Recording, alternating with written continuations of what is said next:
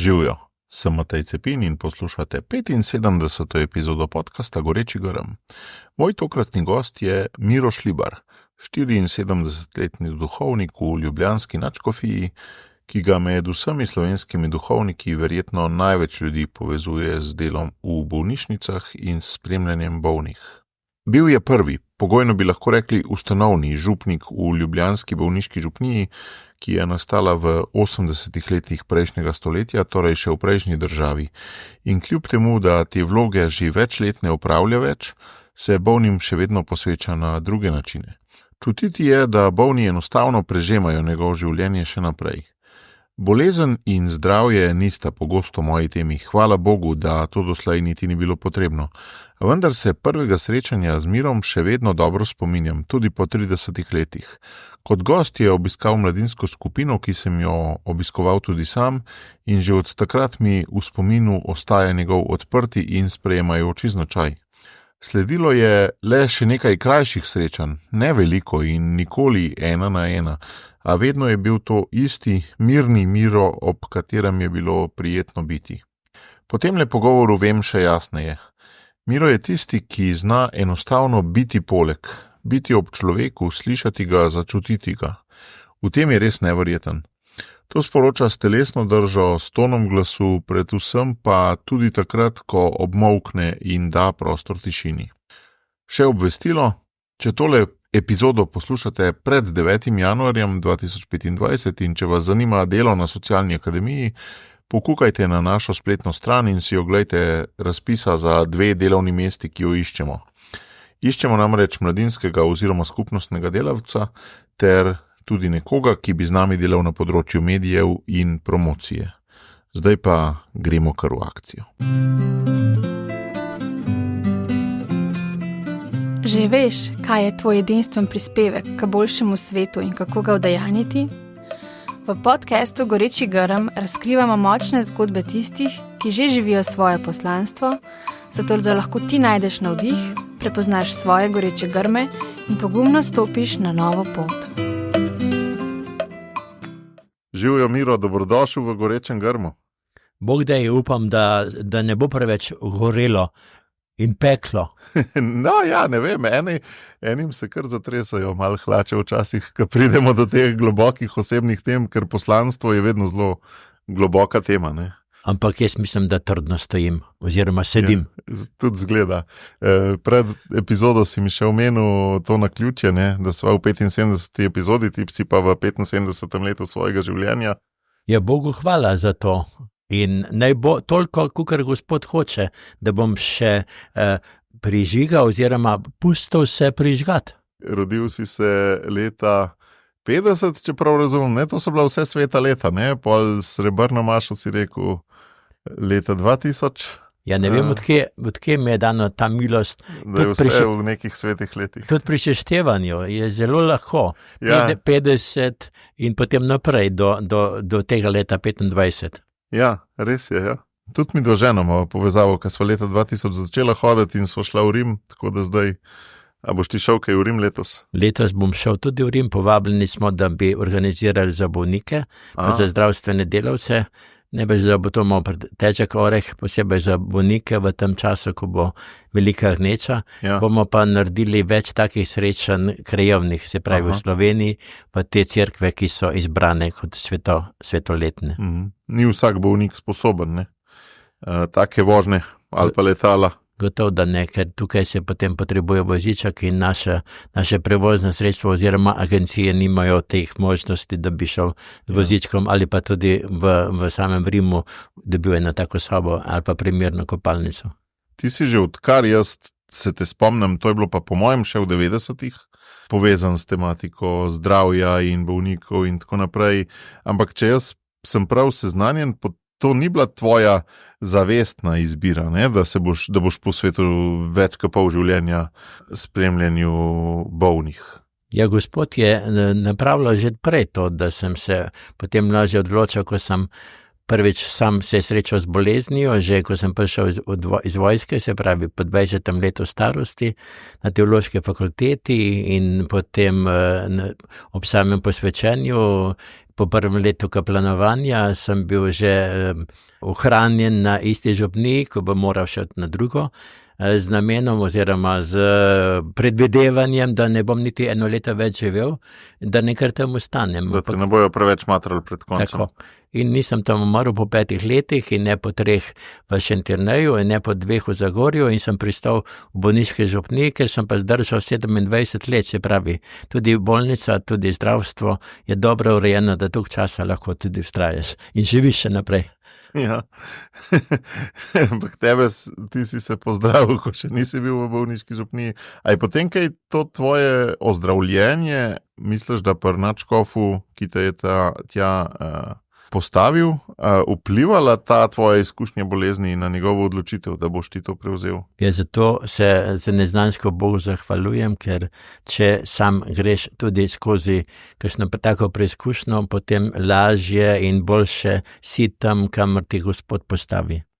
Pa misliš, da je nadškof to upošteval kot v tvojem CV-ju, ne? V tvojem življenjepisu, da je to bila pomembna izkušnja, ali se ni na to tako oziral, je bilo to bolj naključje? Bom čisto natančno ali pa povedal to, kar sem slišal. Bil sem imenovan za kaplana v Zagorju, da bi tam počasi prevzel 2-3 župnije, da bi se 1 leto učil pri prejšnjem župniku, ampak potem je prišlo pa to drugače, da sem bil poklican prav od nadškofa in da, če sprejmem župnijo, ki je še ni.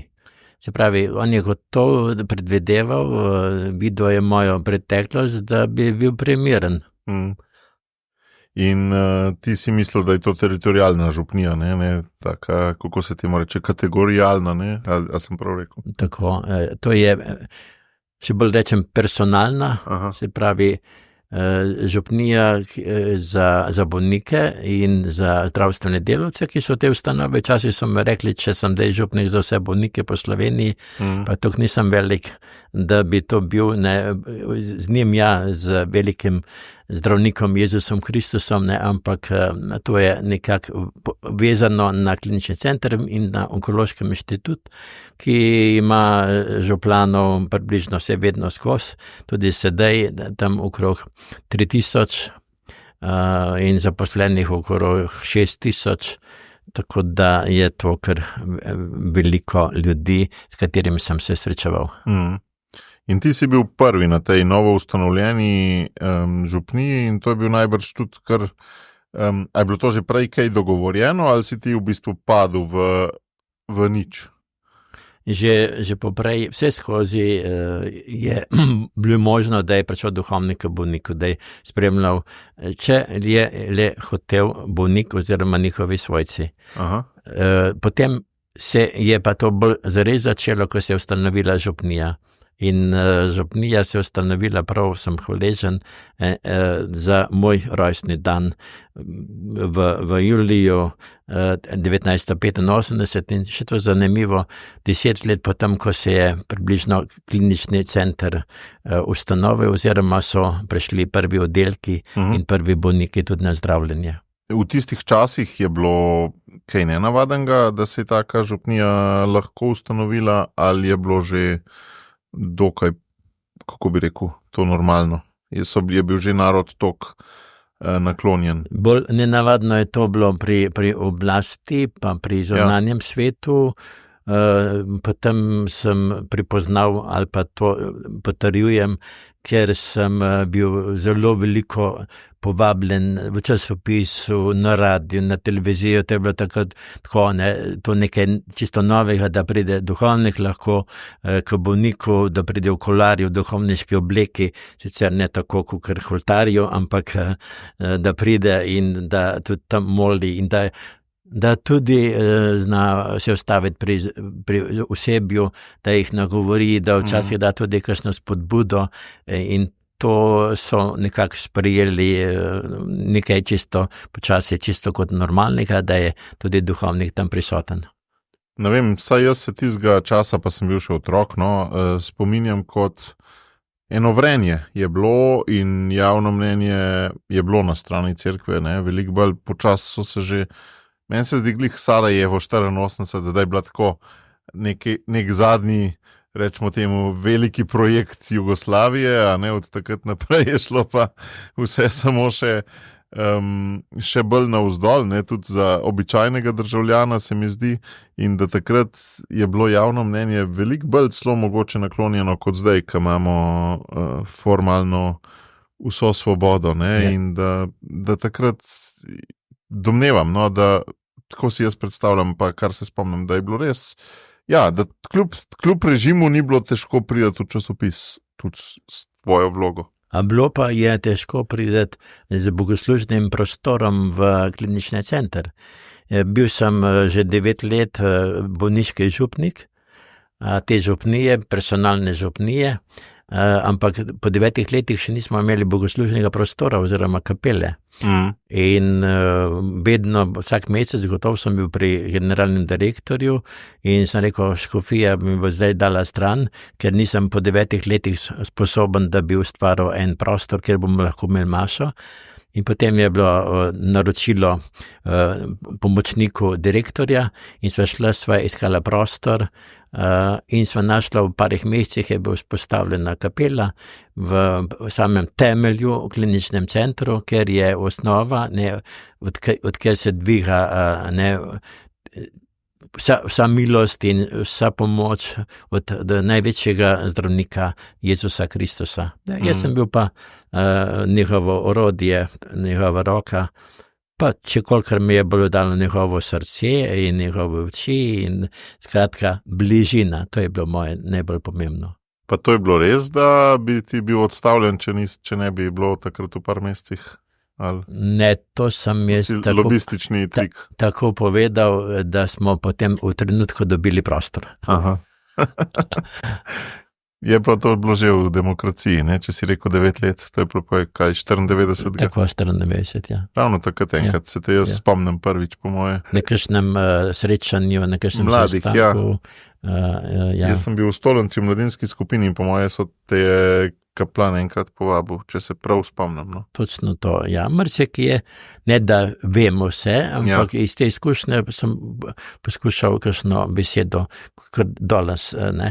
Dobro rekel, sej govoriš, nekaj se hvališ, ampak to sem doživel in nočem, da bi nekoga prepričeval o tem, ne, ampak povem, da se pa koga prime, pa bo več bolniških duhovnikov oziroma teh, ki so tudi laiki, pa bodo lahko bolj imeli srce in čut za bolnike, za obiske in tako naprej, in pozornosti, ne, bližino. In ti tole kapelo, jaz mislim, pa ne spomnim se več kaj točno, ampak je bila neka zgodba, še dodatna pol, ne? Ja, to je prišlo mi na ušesa, ko sem odšel. Ja. Po 27 letih, oziroma kapele toliko manj, je bilo rečeno duhovnika, ki je nasledil moje delo bolnišničnega župnika, da so mu rekli tisti, ki so tam najbližje odgovorni za zdravniki, da rabijo ta prostor in da bodo kapelo vzeli. Ampak ne upamo se pa Šlibar je to povedati. No, in jaz sem bil čisto tih, sem pa jasno, kaj pred gospodom za to storil, se pravi, da sem molil za to, da bo pravo pamet in je potem vse se lepo uredilo, ni bilo nič. Zakaj misliš, da niso upali, si bil tok znan kot neusmiljen, ali so te tok spoštovali, da jim bi bilo sram? Ne vem, take narave sem, da poslušam, da se vživim v to, da nikoli ne vsiljujem, da sem odprt za njihov predlog, ampak tako da na koncu bom rekel, človeka pobožam, a ne, v duhu in je potem to urejeno, ne, tako da je najboljše. Nikoli pa ne zame, ne, to je bilo zmeraj, to gre za bolnika, ne zame. Jaz bi lahko maševal bližini svetega Petra v cerkvi, hvala Bogu. Ampak daj mi ti tole razlož, ti si po 27 letih odšel in vsi se te še skozi spominjajo kot bolniški duhovnik, ampak pol so prišli še drugi ljudje in tudi če vedno ti zdaj tako, jaz to moram reči, se nisem točno poglobil, kjere vloge ti zdaj le upravljaš. Ja, mnogi mi še rečejo, da sem bolniški župnik. No, to tudi, če še škof, še zmeraj te rečejo škof, čeprav se že upokojen oziroma živiš nekje druge, še zmeraj tako, ne. Ampak to se ne lastim tega, da bi bil zdaj bolniški župnik. Dobro, če me nekdo tako pozna. Moram pa reči, da sem res hvaležen, kako je v ljudeh ta zavest, to znanje ali pa ta spomin. Le toliko iz cele Slovenije so prihajali na zdravljenje in to je šla beseda. Ne? Ja. In marsikdo, Bog ne de, da se jaz imam za nekaj, ampak rečejo, ko slišijo bolniški duhovniki, to Šlibar, ne? Ja. Dajo. Potem, ko so prišli minoriti za menoj, kar 5 se jih je zvrstilo do sedanjega, ki je pa škofijski, se pravi 6 duhovnikov v 13 letih je nadaljevalo to delo. Zakaj misliš, so bili tako hitre menjave po tebi?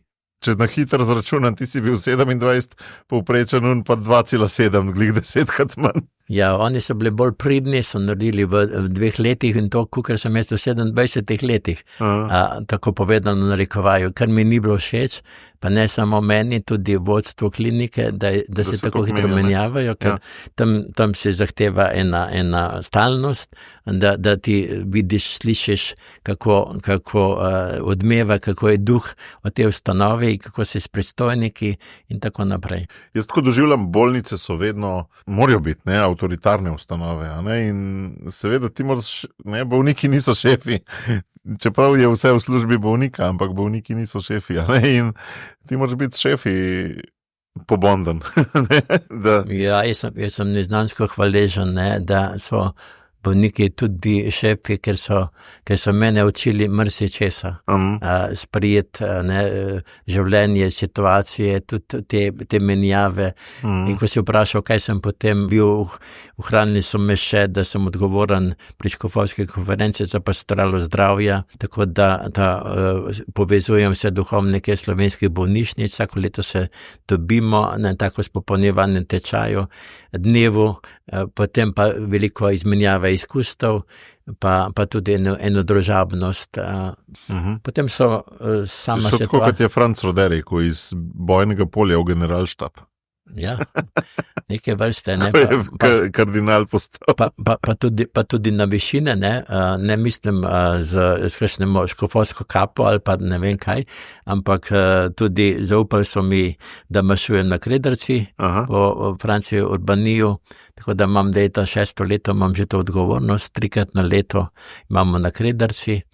Potem ta bližina bolnikov me je pripeljala, da sem omogočal tudi z sodelavci romanje v Lourdes za bolnike, sprav posebno ustanova iz Italije, Unitalsi, ker romamo vsako leto.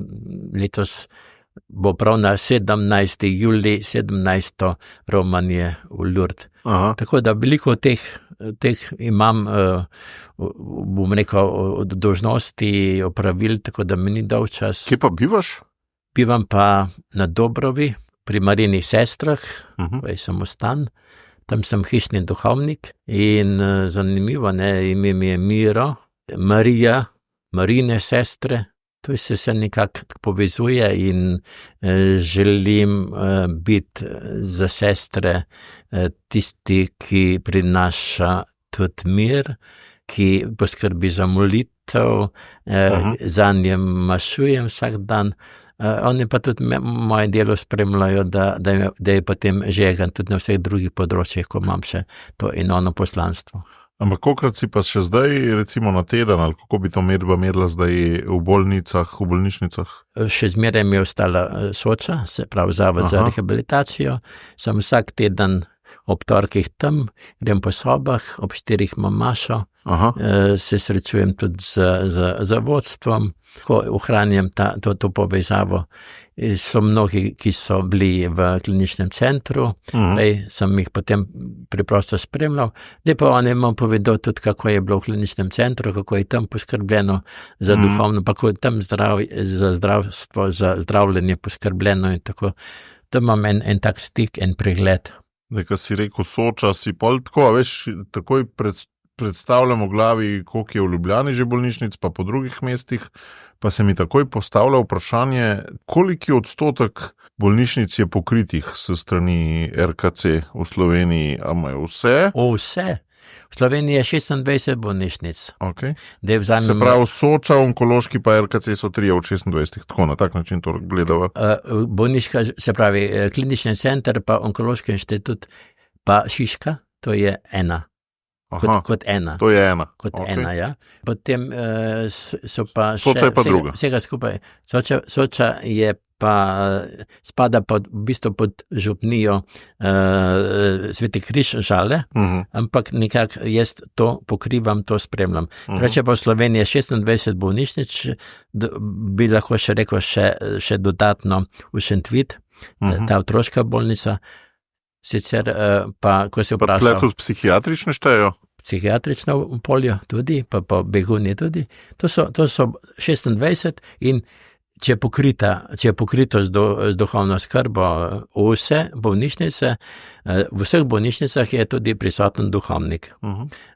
Ponekod vse bolnišnice, razen 3 v Sloveniji, imajo kapele, kjer so maše ali bolj redno tedensko ali še bolj poredko, sicer pa si sam sistem zdravljenja je pa takšen, da te bolj rabijo v sobo, da prideš, kot pa oni v kapelo, ker so kratek čas na zdravljenju in je potem skoraj izključeno, da bi lahko šel tudi sam v kapelo. Ja, ker se to najbrž ti malo bolj šveš, ne, se najbrž krajša število dni, ki jih človek odleži v bolnici. Konkretno, jaz sem bil tudi na operaciji, sem imel raka in 10 in več dni v bolnici sem bil samo enkrat pri maši.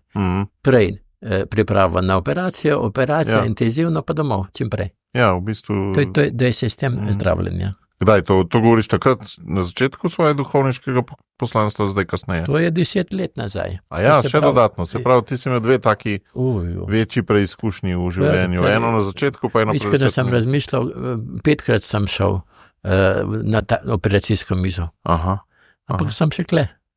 Ja. Pa še sedim dober. Pri tebi se po moje potrudijo.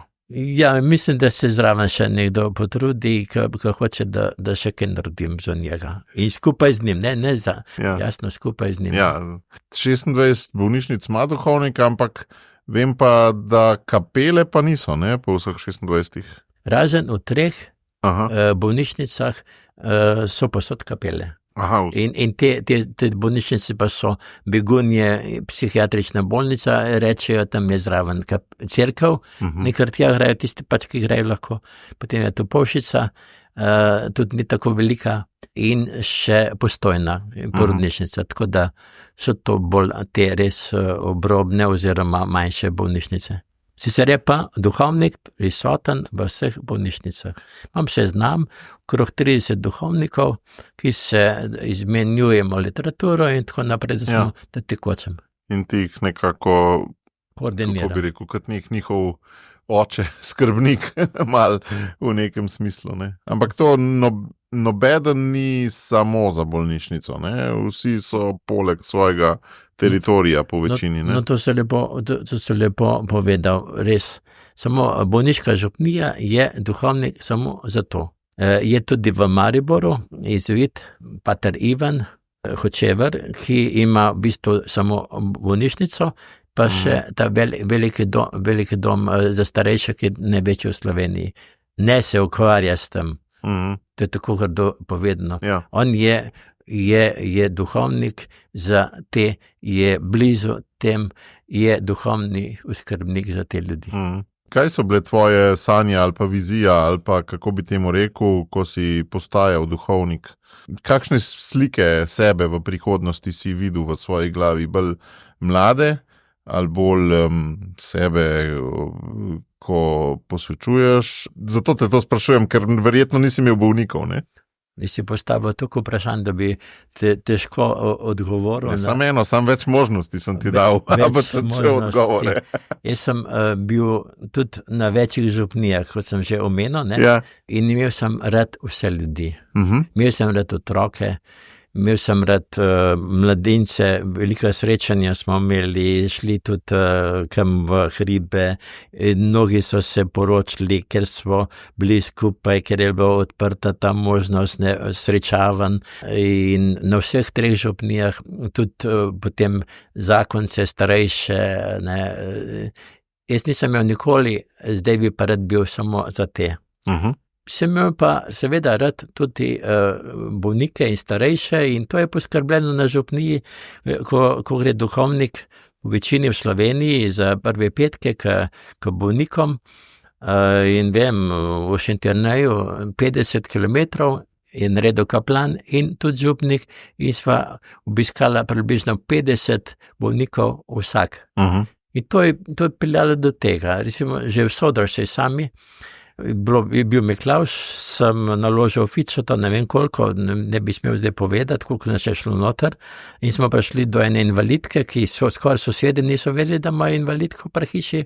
Smo prinesli eno vrečko, nebaš kakšno tole bombonero, kakšne mandarine za Miklavža, mama pa pride na prah pa reče, ima vsega preveč, ne more več. A ne rekla tega, kaj bomo prinesli, ampak ona je tudi štrikala in je mislila mama, da smo ji prinesli nekaj delati in ni prepoznala kaplana, ker je bil precej stran od župnijske cerkve, te mlade, potem je pa ni mogla do svoje smrti tole si odpustiti, da nas je tako pregnala. To se je začelo, pa je bilo razno srečanje za bolnike s sestro Michelangelo takrat, pa z Marinimi sestrami, ki so to organizirali in jasno, Šlibar povabljen, fičota, na paket Regar 2 vozička, ti si pa lahko predstavljaš, koliko jih je bilo pa noter, če sem imel 2 vozička, se pravi, vsak je moral imeti enega spremljevalca.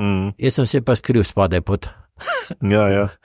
Ampak, če grem še malo nekaj let nazaj v bogoslovje, pa še prej, ko si se odločal, kako sta se z Gospodom zmenila, kaj je bilo tisto, kamor si ti čutil najbolj klic, ali pa mogoče s katerimi besedami, ali pa kakšen je bil ta tvoj goreči grm takrat, ko najbrž še nisi imel primarno bolnikov v glavi? Jaz sem najbrž res že takrat, ko sem zbiral stavek, za novomašno geslo sem si izbral Rimljanom 8:28, njim, ki Boga ljubijo, vse pripomore k dobremu. Kot da bi si tlakoval z Gospodom to pot, kje bo moje poslanstvo. Zakaj ta stavek povezuješ z bolniki? Ker meni nebitno prvo žogo padlo v glavi. Še nikoli nisem pomislil, da sem napačnega izbral. Ali da bi kakšnega drugega moral izbrati. To je moj stavek, moja beseda, moje mnenje, sploh, ko pridem do bolnika, njim, ki Boga ljubijo, vse pripomore dobremu. Se pravi, tudi bolezen, tudi stiska, tudi preizkušnja, se težko reči, tudi vojna v svetu. Vse pripomore k dobremu. Rekel sem že, da sem že takrat kot bogoslovec bil pri dietni mizi v bogoslovju, ker sem bil med tistimi, ki so se zdravili, ki so imeli to in to mi je potem veljalo in to so nebaže vodstvo tudi prepoznalo. Razumem, ja.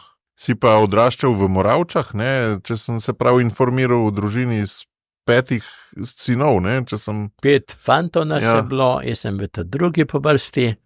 Tudi tukaj sem dobil tisto. Preprosta družina, pomagali smo si, že kot mlad srednjošolc, vem, da sem prihajal k kakšnemu bolniku, kakšnemu starejši, smo kaj zapeli, smo šli z otroki na obisk in tako naprej.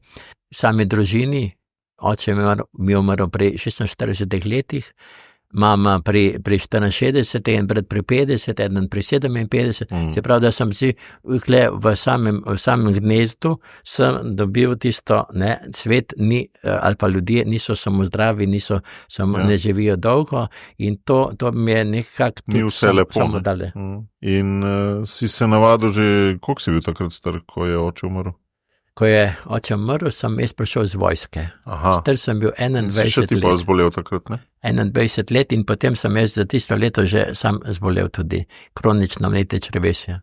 prišel sem februarja domov in potem jasno, da sem hotel, meni je nekaj taka, ne moraš, ampak rad imam red in sem končal tisto od februarja prvi letnik in krivo je tudi to bilo, da sem šel malo domov, ker Ljubljana Moravče je to 28 km, ampak takrat sem bolj se dal študij, da sem tistih mesecev končal in tako da oče je pa v 5 tednih v bistvu zbolel pa umrl, tako da ravno po 5 letih na isti dan pogreba smo spet tam na številkah, na isti dan 6. julija je bila nova maša in 6. julija je bil prej pogreb pred 4 leti.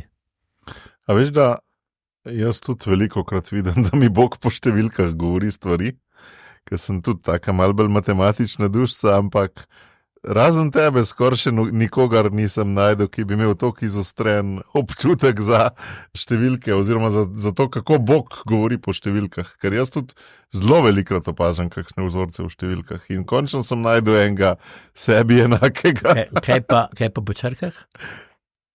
Ne, to pa ni toliko. A ti imaš še za črke super moč. Jaz lahko rečem, na B-ju. Ja. Jaz sem iz Bejeve družine, domače se reče pri Bejevih. Že v prvih začetkih jasno, da so nas vzgajali, sem živel z Bogom. Ja. Blizu me je bila tudi podružnica že sami v Moravčah, pa v vseh župnijah Marijine cerkve. Se pravi, Božja mati, smo B, pa B, pa B. Potem je bolnik spet na B. Aha. In bolnišnica je spet na B. Aha. In na koncu se želim, da bi Gospod nam dal veliko bogatstvo Sloveniji, svetu, predvsem v miru, pa da bi znali videti goreči grm. Si pa že v Vipavo šel, ne? Ti si se že v osnovni šoli očitno malo nagibal k duhovniškemu poklicu. Ja, nekateri doma že mašujejo, kot otroci, tega pri nas nikoli ne bilo. Pri nas doma če ste bili sami fanti, to so bile druge igre. Pri nas nismo kako bi rekel, prav navdušeno pa veliko molili. Jasno, da smo šli redno k mašam, pa k veruku, drugače pa ni bilo to, oče je bil cestar, je bil popoldne pa še krojač doma, mama pa doma gospodinja, povezani smo bili jasno z otroki, pa sestričnami čez cesto, da bi tam kaj posebej že rekel, 5., 6. razred, 6. razred, je prišel pa novi župnik. Ravno te dni je 9 let, kar je umrl, gospod Jože Mrbar, in ki je imel pa rad nas otroke, ministrante. V tem smislu, da smo lahko še daj mimo maše prišli, pa mimo veruka v župnišče, ker je imel tudi rodno sestro, kuharico Milko Mrvar, in smo prišli ali zaradi njega, ali pa morbiče zaradi nje, raj v župnišče in smo skupaj bili, posedeli, prepevali, skupaj molili, vsi smo prihajali iz teh družin, ker nismo imeli kakšnih velikih kmetij in ne boš verjel, da je Ste imeli posledično malo več časa, če prav razumem. Tudi pa Moravška župnija je, nisem jaz kriv za to, ampak prav z omenjenim župnikom je od tistega leta 75 do zdajle je 11 duhovnikov išlo in eden je še čez leto in pol, bo še eden, se pravi 12 duhovnikov v bistvu 51 letih. To je samo župnija Škofja Loka še pred nami v Sloveniji, ne? Hočem reči, da je odvisno od tega, kdo je tudi tam župnik, koliko ima čas za te mlade fante in koliko jih zna tudi usmeriti in tudi privabiti, ne? Potem pa, prvič, ko smo šel v Vipavo, vem, kufram, tak sive barve, ata je šel z mano. Mi nismo nikoli rekli oče. Ata je šel z mano. In postojni smo se ustavili 15 minut, je avtobus stal in je rekel, večkrat mi je rekel, Miro, pejva dam, pejva nazaj. In sem rekel, zakaj, če sem se pa odločil tistega 9.1965, greva dam, da nož kdaj rekel, da smo te mi prisilili. kje še daleč nisem vedel, kaj bo, kako bo moja pot duhovništva. Ampak takrat sem šel to. In to je moja beseda, to tolkim. Ne veš, kako se bo ta bolezen razvijala. Ti si, da je tu vzemi, ali pa če se nekdo poroča, kako pa veš, da boš ti lahko cel življenje to živel. Ti si se zdaj ta korak naredil, zdaj pa na tem delaj. Hvala Bogu, z Božjo pomočjo, pa z velikim spremstvom ljudi, dobrih prijateljev, okoli sebi je šlo. No, sej ravno ti koraki v neznano so ena pogosta tema teh mojih podcastov, teh gorečih grmov in ti si jih zdajle zelo poudaril kot, še posebej si dal poudarek, kaj pa veš, kako bo, ne? Ampak kako vseeno potem te korake, to se mi zdi za vse nas, ki to poslušamo, zanimivo, a ne? Ker vsi vedno čutimo, da nismo še čisto tam, a ne? Da Bog od nas še nekaj hoče, a ne? In da mogoče je kakšen korak, kdaj treba narediti, ki je malo večji, a ne? Ki ni sam neka korekcija na kompasu, a ne? Ampak je mogoče pri nekomu menjava službe, mogoče pri nekomu, da nek zakopan talent odkrije in investira kakšne ure van in tako naprej, a ne? Kaj tebi daje mir, kadar delaš te korake v neznano? Zdaj bom še malo nazaj šel, kako lahko nekdo tudi prepozna, ne, da je tam res njegovo mesto. No, to ja. Božične prazniki so bili pred kratkim. Si spominjam, toliko let nazaj je bil v bolnišnici na intenzivnem oddelku, bil grajski nadškof Perko. Proti večeru vem, da sem mu prinesel sveto obhajilo. On je ležal na enem koncu, na enem vogalu z te sobe velike, na drugem ona, ena druga nezavesti. In ko pridem v sobo, kaj bom neko drugega, ne, kot voščilo za praznik, potem pa tako je gospod nadškof. Kaj bi bilo lepo, zdaj če bi vi v katedrali v Beogradu kot nadškof, ko bi to vse diščalo po kadilu, kaj bi bilo to slovesno. In on mičkano obmokne, jaz tudi, pa reče, veš, Miro, v tem je bila njegova beseda, v tem. To je najlepše obhajanje Božiča, ko si priklenjen na posteljo. In je prepoznal, a ne, vse, kar je naredil do zdaj, je bilo veliko, ampak zdaj je pa tisto, kar je največ. Čem je to videl? Ker v tem svetu, obsedenem z produktivnostjo, tega ne moramo videti. Kako gospodu Perkotu ali pa tebi, kako vidite, kaj vidite v tem? Neko predajanje, neko držo notranjo, to je nekaj, kar je težko narediti, ali to je nekaj, a se to na počutju pokaže, da je to največ? Odpreva evangelij, kdor hoče biti moj učenec, vzame svoj križ in hodi za menoj. Jaz vam to pogosto rečem, ne, Bog ni rekel, če hočeš biti moj učenec, vzemi torto, pa to sladkobo tega življenja, pa hodi za menoj, je ta križ. In ko je dano nadškofu, po kaplcah to doživljam tudi sam in zmorem, je to tisto, to je ta prava hoja za Gospodom. In zato je tukaj pomembno, ne, pogled na križ. Jaz imam jaslice, v jaslicah imam velik križ v zadju, ker to je. Del iste zgodbe. To je, ne. Tako sem te slišal zdajle, kot da, ko vzameš ta križ, slišiš en tak blag Jezusov glas, pridi, ne, bova skupaj. In ta glas je topu, ta glas je tisti, ki te pomiri, ne. In če to še spomniš bolnika, ki ga obiščeš, in toliko bolnikov, jaz bo spet kdo rekel, da se zdaj hvalim, ampak v teh letih 27, pa še zdaj se skozi delam pri bolnikih, a ne, je že kar ena četa, enih 30,000 ljudi, in če bi jih postavil v vrsto, ne, eno mestico Ptuj, z 30,000 prebivalci, ne, si sam hvaležen. In tolkim poskušam to dopovedovati, da če hočemo iti že srečni v tem življenju, jaz nikoli ne rečem, potrpi pa potem bo lepo v nebesih, zdajle uživaj vso polnost, tisto boš pa potem, je pa odmev vsega tega, kar si lepega tukaj doživel. Če boš pa kaj težjega ali pa doživljaš težjega, bo pa toliko bliže si Gospodu. Zanimivo mi je bilo ravno zdaj, ker si po Božiču, ko to snemava, omenil to zgodbo z Božičem. Ne, mi smo imeli tudi letos Božič ločen, ne, žena in sin 3-letni sta bila v bolnišnici, ne. Ja, in je bilo tudi nekaj drugače. Ena zanimiva zgodba mi je bila, ko sem bil z ostalimi 5 otroki, ne vem več kdo, ampak ena od hčeraj rekla, oči, pa mi se letos najbrž prvič nismo nič kregali. Ne, saj sta dve možni razlagi. Ena je, da je bila samo enotirna uprava tega sistema, ne, in pol med nama z ženo ni mogel početi, ne. Druga je pa res ta, da je prišla mogoče neka posebna milost. Jaz sem se prav spominjam se, kako lepo je vse teklo doma, no. Tudi ta bolezen lahko odpre neke nove potenciale, neke nove pore v človeku, oziroma praviloma jih, po mojem, ne samo lahko. Ne? In tam sva v tistem, kar je, ko smo stopili v sveto jubilejno leto, ko sva že tudi omenila, ja.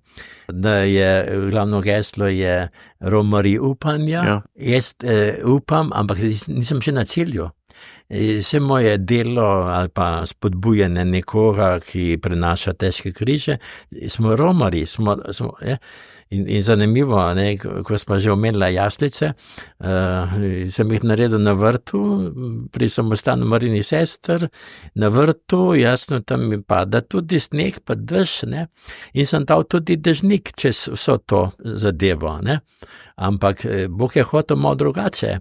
Romari so, tudi sveta družina je romala in nekaj časa sem to privezaval, ta dežnik na to marelo, potem sem pa preprosto naredil, zaprl sem marelo, sem v strano in na drugo mesto pod streho postavil, zopet zunaj, ampak pod streho postavil jaslice.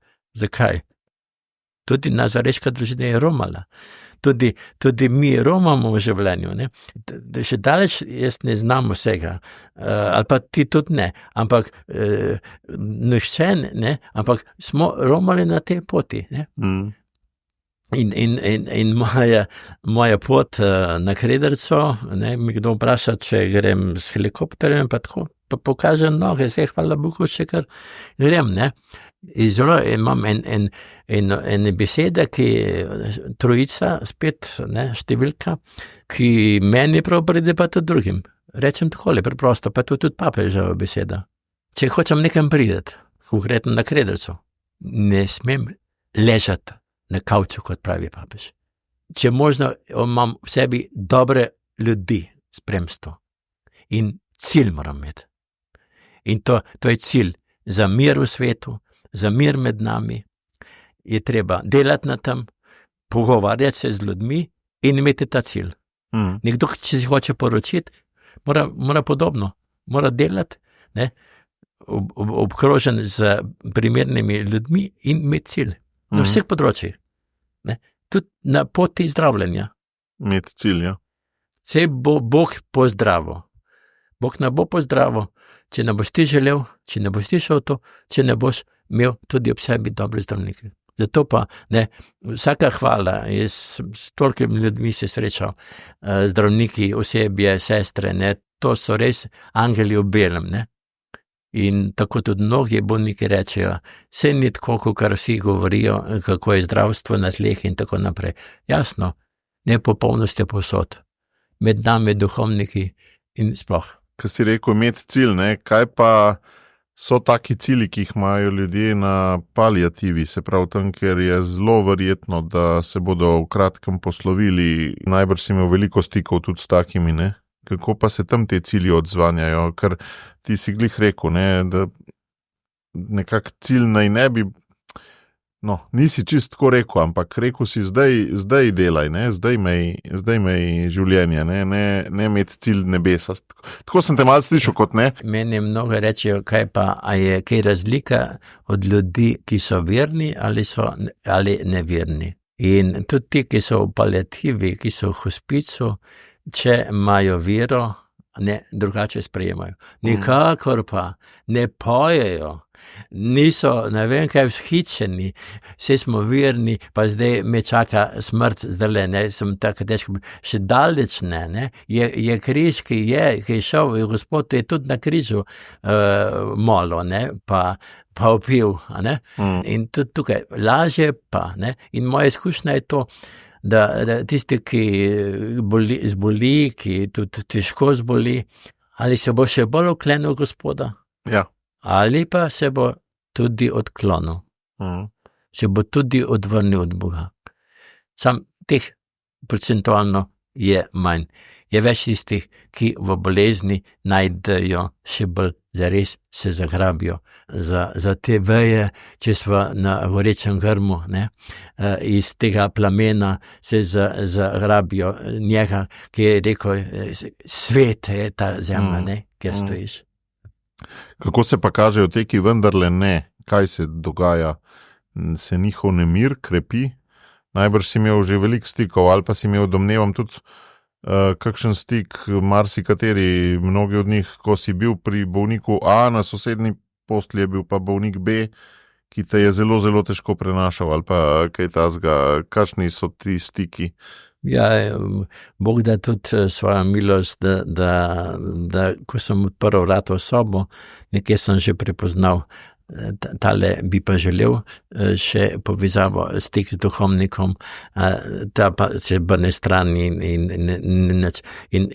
spet, tudi dano, tudi iz izkušenj, pa pod zmoljeno, da veš, da si prvič prijazen do vseh in nevsiljiv, da začutiš, tale bi želel, tale pa ne želi. Sem doživel tudi kdaj kakšen tak neprijeten slučaj, če enega omenim, to nadstropje, ta soba, ta bolnik želi duhovnika. Jasno, da sem se odzval, še takrat, ko ni bilo mobitelov, ne vem, kako sem bil poklican, in pridem do bolnika in sem videl takoj, da je takšen, da ne želi duhovnika, in kdo je pa poslal? In pa smo prepoznali, sem se lepo, potem ta stik z njim je bil nič napadalen, pa tako, zelo človeški, pa nevsiljiv. In je nekdo, eden, ki ga ni mogel, tega človeka, ki je bil njegov sovražnik, je preprosto hotel mu škoditi na ta način, da je poklical duhovnika, da sem šel jaz k njemu. A ker je vedel, da ga bo to vznemirilo? Tako, ja. Ampak na koncu je izpadlo tako, da je prepoznal, da nismo mi tisti napadalci, pa da nekaj vsiljujemo. In tako se potem izkazalo. Pa morda tudi še en tak primer je pa sin imel svojo mamo na nevrološki in je potem ona še popolnoma vse odgovarjala čisto pri sebi. In potem je pa ta sin, češ, kaj si ti prišel k mami, kaj si vsiljeval in tako naprej, in je tudi, da bi šlo v tožbo in tako naprej, ampak se je lepo potem se vzravnalo. Bog je gospodar tega, pa tudi človeške pameti, pa tudi ne moče. Mamina ljubezen je pa le tista, ki na koncu zmaga. A to, da bi pa iz nekoga hudič ven usekal pri sosednji postelji ali pa tako, to se pa ne dogaja? Moram reči, od teh mojih 40 letih, ker sem zdaj več ali manj pri bolniku, nisem še takšnega doživel. So kdaj bili taki izbruhi, ko bi rekel, da bi tudi poklical eksorcista, izganjavca duhov, hudobnega duha, ampak ni tako pogosto primer in to je bilo večkrat iz teh duševnih bolezni, pa ne vem kakšnih. Aha, bolj s tem povezano. Ja. Kaj pa so, recimo, če bi rekel, 2-3 stvari, ki si se jih pa ti najbolj naučil skozi vse to delo? Ta Miro, ki je to bil, v čem je zdaj drugačen, kot če ta Miro ne bi tega počel? Kaj so tisti največji zakladi, ki jih zdaj imaš zaradi tega dela? Veliko je teh primerov, recimo mi prihaja, jaz imam rad tudi rože. In sem bil poklican po telefonu, da ne obiščem eno gospo, eno bolnico na onkološkem, ki pa ne bo sprejela duhovnika. In jaz sem končal prisajanje rož, si umil hitro za nohtem, sem imel še malo črno in grem na ta oddelek, še zdaj vidim, čeprav je to že desetletja nazaj, pridem v sobo, bili so 3 bolnice in preprosto kot včasih, ki je dano od zgoraj. Kaj mislite, da sem jaz zdaj delal kot duhovnik? Ja, molil si, viruk sem imel, mašo sem imel. Sem rekel, a veste nič od tega. Veste, kaj sem pa delal? Rože sem presajal. In za tisto omenjeno bolnico so rekli, da imam pa zelo rada rože. In ko sem jaz to povedal, sem prišel takoj v stik z njo, takoj je bila beseda in tudi odprtost za prijem sakramentov. Kaj hočem s tem povedati? Da so mi ti obiski, ti ljudje naučili, da se poskušam najti tisto točko, kjer so odprti za to, kjer se jih lahko dotakne, ne ena bližina Mirota Šlibarja, ampak Gospoda. In hvala Bogu, to bom rekel, to sem zasledoval in to se je večkrat tudi začutilo. Ne, ko je kdo rekel, jaz pa nič ne bo hotel. Kaj pa je, aj kaj sprejel? Preprosto, midva so se pokličejo za rezultat. Ja, tudi.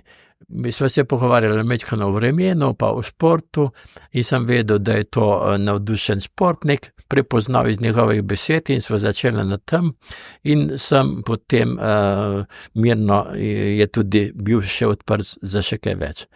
Potem naučilo me je to, ko si vprašal, da pri moških, ko sem bil povabljen na obisk, ker zadnja leta, ne zaradi starejših let, ampak sploh je bilo tako, da nisi mogel kar jeti od sobe do sobe, pa ponujati kot ribančan, ne, duhovno oskrbo, ampak če si bil poklican, ne. Jasno, da se še odprl naslednja vrata ali pa drugega pozdravo, če se ga srečal na hodniku, ampak sem prišel, recimo poklican k možu, kratko, ampak sem pričakoval in želel, tako mojstrsko želel, da je rekel, pa še pridite lahko, še pridete.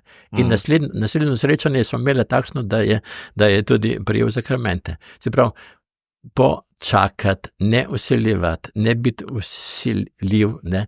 In pri moških pridi, kratko, pojdi, pa se vrni. Je to uspešna formula v večini primerov? Ja, hvala Bogu.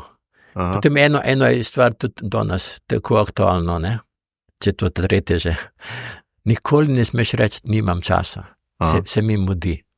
Se je zgodilo, da sem ga slišal, kakšnega tudi duhovnika, ko je prišel, veste,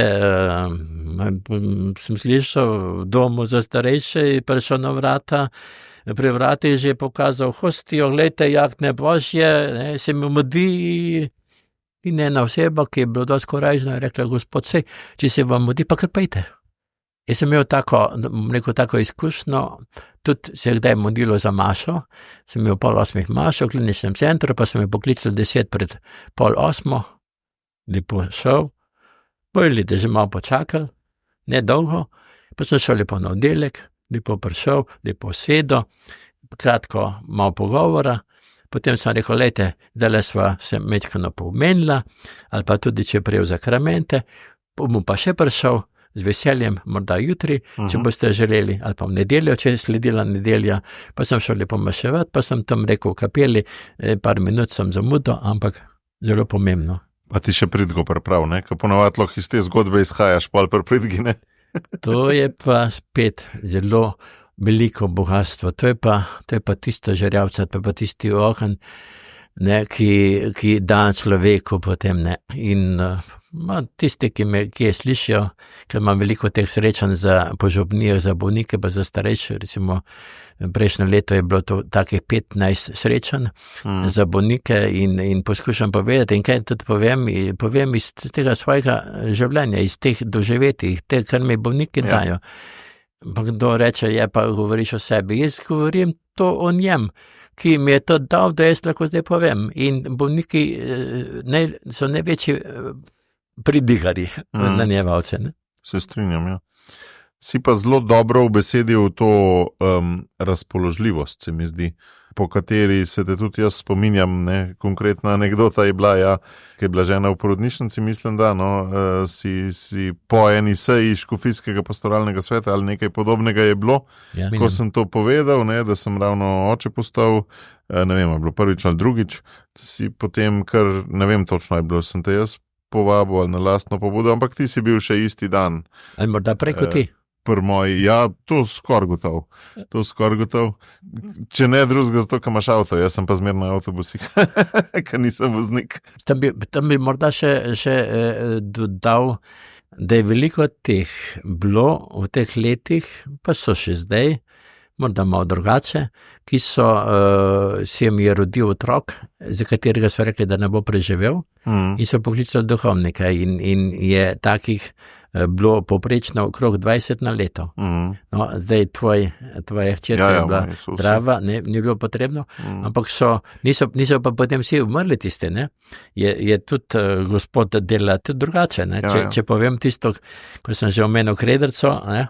Enkrat v Nebovzetju je celo popoldne pred večerom, pred praznično mašo, je duhovnik tam na voljo za pogovor, pa za spoved in potem, ko se malo preneha, pride en mladenič na 20 let star, pravi, jaz sem pa ta, meni sta pa pred 20 več leti krstili v bolnici in sem tukaj in sem hvaležen, da sem ostal živ, da sem lahko prišel gor, da se pozdrava svojim krstiteljem. Lepo. To je tako, ne.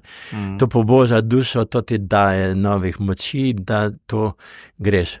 Nikoli pa ne bom rekel, da je pa to delo duhovnika, pa tudi kdorkoli posluša najin pogovor, da je to samo rožice, samo med, samo sladkoba je treba tudi ugrizniti, tudi v realno stanje, ne. Ni tako zmeraj vse lepo, ampak se rečeš, lej, sva pa tam, ne. Vzemi svoj križ. Kaj je ena taka razlika, zdaj le razmišljam, ne?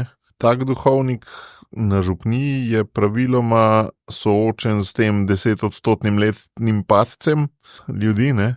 In je to pri velik duhovnikih ena taka mal traumatična izkušnja, ki jo ali odrivajo, ali ne vejo, kaj narediti, ne znajo obrniti trenda padanja in tako naprej, ne? Pri takem bolniškem duhovniku je pa to bolj zadovoljujoče, ker se prebivalstvo stara in je v bistvu vedno več, ne, bolnih, ne, na nek način. Ne čutiš toliko tega padanja, ali ga čutiš na kakšen drug način, ne. No, to se tudi strinjam, čisto gotovo, ampak sami bolniki so te starejši, ki jih pa veliko marje. Je spet priložnost za duhovnika, ki je tam, ne, da za te moli. Zakaj moli duhovnik brevier? Zakaj moli bolniški duhovnik brevier?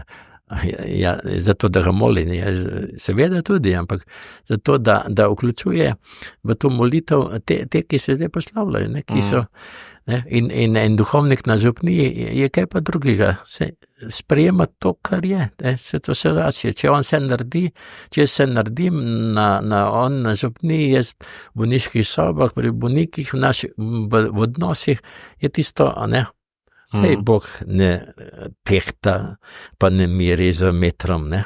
Narediš, kar moraš in prenašaš pred Gospoda. Še ena tvoja lastnost, ki se mi zdi navdihujoča, so pa tudi te urgence, v smislu tega bolj gasilskega, ne, da si velikokrat res skočil iz postle, najbrž tudi kdaj, ne, in šel ali blagosloviti koga, ki je umiral, ali kaj tasga. Koliko je zares bilo teh urgenc? Zdaj najbrž jih ni več veliko, ne? Ali so tudi še? So še. Zdaj v mojem ne, ampak te, ki so pa tam neprisotni, konkretno... No, pri tebi na Soči nimate toliko tega, ne? Ne. Ampak tukaj pri Anžetu Cunku, ki je zdaj v kliničnem centru, to je pa gotovo veliko takih primerov. Žal, ob tej množici, ko sem rekel toliko bolnikov v kliničnem centru, pa na onkološkem, je bilo res dostikrat to, da si bil kot gasilc.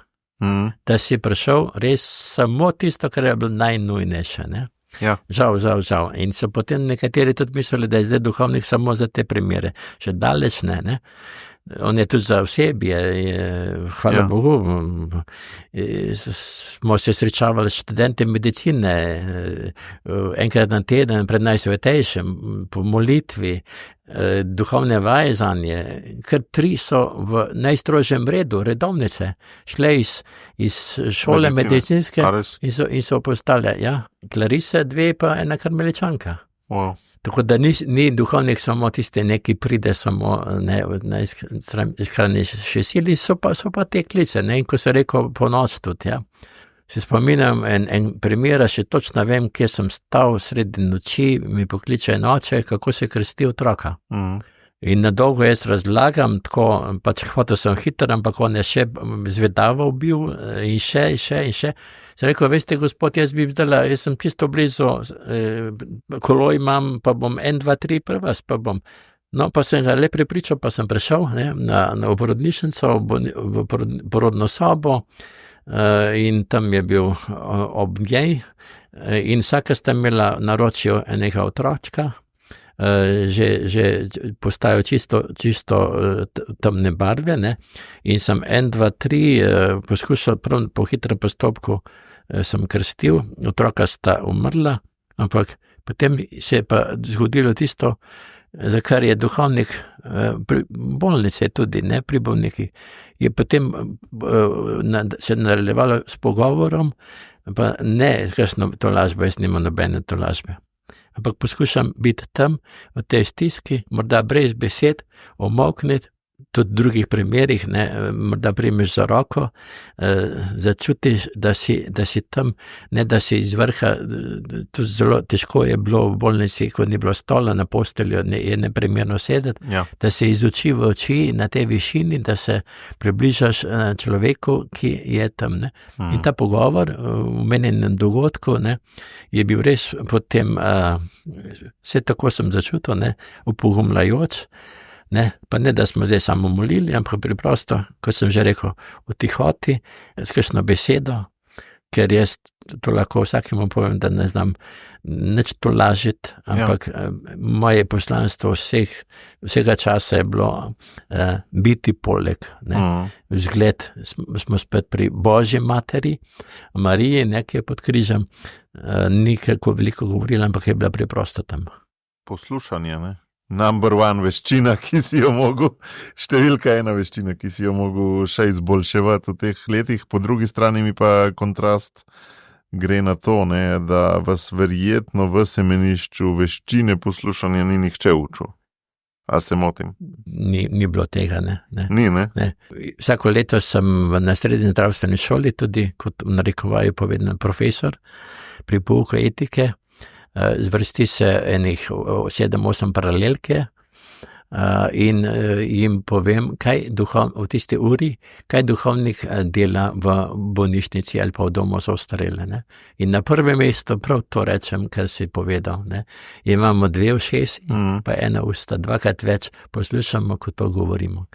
Zdaj je to majčko nasprotje, te najni pogovor, ko govoriva, ampak je včasih pa tudi potrebno govoriti. Tako tudi v družini. In še kako pomembno je pogovoriti, tisti, ki odločajo za mir v svetu. Vsega tega manjka, ne pač, da se premalo vstopajo tudi na to področje. Ja, veš, da jaz z zelo različnimi ljudmi, pa ne samo s terapevti, tudi drugimi se pogovarjamo večkrat o tem, kako je poslušanje ena stvar, ki jo manjka v tem svetu in kako v bistvu tudi, moraš malo znati, s prakso se tudi naučiš, jaz prav poznam en model različnih stopenj poslušanja, ki imaš tisto, kar to bi bilo še zame zanimivo. Zraven poslušaš, pa ti bom poslal enkrat. Ampak sej ti to delaš, veš, v praksi, ampak so različne vrste tega poslušanja, in kako bi večja prisotnost te veščine, pa teh drž v svetu stvari lahko rešila pa izboljšala. Ampak temu lahko še dodam to, če potrjuje to, a ne da se moramo učiti. Ja. In ne samo poslušanja. Jaz se skozi učim, kako pristopati k bolniku. Kolikrat se je zgodilo, recimo, en tak primer, pridem, ta bolnica je pa v slabem stanju, pridem v sobo, ona negibno leži in jaz lepo, kakor običajno, polglasno molim, dam odvezo, v takem primeru, če nisi prisoten, daš lahko odvezo in potem vzamem posodico z bolniškim oljem in potem pa mazilim na čelu pa na rokah. Sakrament bolniškega mazila. Ne, zdaj to ni sakrament samo za smrt, ki še daleč ne. Ta predsodek je močno prisoten. Ja. In ta oseba pa takrat reče, kdo pa si ti? Sem rekel, poglej, Miro, a ne? Ti bi moral najprej to prijeti za roko, potem morda bom na glas jo pozdraviti, pa bi se lepo vzpostavljal kontakt in bi potem mirno lahko. Ne pa tako, kot da bi prišel v prvi razred. Ja. Ne? Ja. Skratka, vsega tega se moramo učiti. Ne? Pa tudi zdržati s svojimi nerodnostmi in napakami. Ne? Če sem te zdaj prav čutil, da kljub letom učenja se še primeri in tudi meni se veliki in pol tudi zdržati s tem Matejem, ki je malo štorast. Kako je to pomembno? Jaz imam to zelo pogosto na jeziku. Da včasih, kot nekaj narediš napako, da preprosto rečeš, moramo si odpustiti. Moramo sebi si odpustiti, drugemu tudi odpustiti, če naredi napako. Ali pa tudi naravi, če ni tako, kot bi sam želel, da je zmeraj sonce, ne, je treba tudi si odpustiti. To je eno, kar pripelje tudi v bolezen in ne vem, saj to imaš ti več izkušenj s tem, a ne, kako je treba tudi napake si vzeti za svoje. Da te natiščijo, ne? In potem smo pa spet tam, ne? In te napake je pa tisti, ki je v gorečem grmu, ne sezuj se, majhen si, ne moreš vsega, pogrešil si, ampak, jaz sem svet, ki sem ob tebi. Ampak si pa vreden, da se pogovarjam s tabo in da imaš poslanstvo za 40 plus let. A veš, tazga velizga projekta si vreden, ne? Ja. In ti si glih tudi omenil 40 leta, nisi? Tvoja puščava, tvoja pot skozi bolniško puščavo. Moje delo v bolnišnici je bilo 27 let. Ja? Zdaj sem pa 13 leto, pa še štejeva, je pa 40, ker sem pa še v bistvu zmeraj pri bolnikih. Ampak nekaj... A že vidiš Izrael dol z hriba? Ja, mečkano že, sploh če grem na Krederco. Ko imaš nekaj, obljubljeno deželo, ne? Ko imaš tudi nekaj za doprinesti, to ni gre kar samo. Ampak nekaj, ne vem pa, če ti veš o gorečem grmu, to mi je pa danes ne eden povedal, ker sem mu prisluhnil. Kaj pa pomeni grm? 3 nadangeli, Gabriel, Rafael in Mihael, grm. Ta Miro, ti veliko križanj krešuješ? Samo v osnovni šoli, tudi parkrat poslal, nikoli več. Ampak to mi je povedal pred parimi urami en mož. Evo. A veš ti, kaj pomeni grm? 3 nadangeli. In če so 3 nadangeli z nami v našem življenju, ko ne vem, kako bom danes prišel domov, ko ne vem, kako bo s to boleznijo, kako bo z mojim možem, z ženo, z otrokom. Ampak če imam jaz grm, ki so 3 nadangeli. Pa ko so se ravno v tem božičnem in po božičnem času, ne, so angeli zelo prisotni v odlomkih dnevnih, ne, Jožefu govorijo, pa Mariji govorijo, pa tako, ne. In kaj je Jožef? Če se ne motim 4-krat v spanju slišal, pa nič rekel, ampak je šel. Slišal, spomnil, poslušal, šel. Pa je bilo vse prav. Miro, hvala ti za ta pogovor, dolga sva bila, ampak zelo prijetno je bilo kramljati s tabo kot vedno. Hvala za tole 75, kot tvojo osebno in mojo epizodo, pa hvala za 40 let puščave in naj ti bo v obljubljeni deželi. Ali lahko še nekaj povem? Ja, veš, da. Red grem, tudi v imenu bolnikov, ki ne morejo iti. je bilo pri srcu Jezusovem pred kratkim eno soboto, je kardinal Vinko Bokalič, lazarist iz Argentine, je imel mašo kot prvič tukaj pri nas in je na koncu se lepo zahvalil in je povedal besede, ki jim novim kardinalom je povedal papež Frančišek.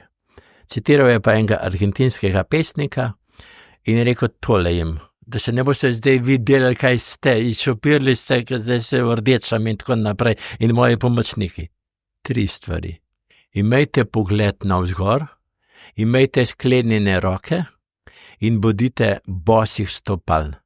Prvo dvoje veva, pogled gor, sklenjene roke, bose noge, je pa to, da imaš srce za malega, za bolnega, za trpečega, za preizkušenega človeka. In če je Bog dal mi to milost, jaz ne vem, odkje je ta milost. Vse veš, Matej 25, lačen sem bil, bolan sem bil, ste mi obiskali, da bo to več doprineslo za nebesa, kot pa, koliko maš sem bil maševal, pa koliko rožnih vencev sem zmolil, pa koliko daj posnel, koliko sem bil blizu tem. Zato se lepo zahvalim in tistem, ki boste najo slišali, si vzemite res to za spodbudo in pa pouk tudi, da še daleč nismo popolni na tem svetu, se pa trudimo. Kot se trudimo, da pridemo na Kredovico, da pridemo v Lourdes, da pridemo skozi Raka, da pridemo skozi vojno vseh vrst. Hvala. Prosim.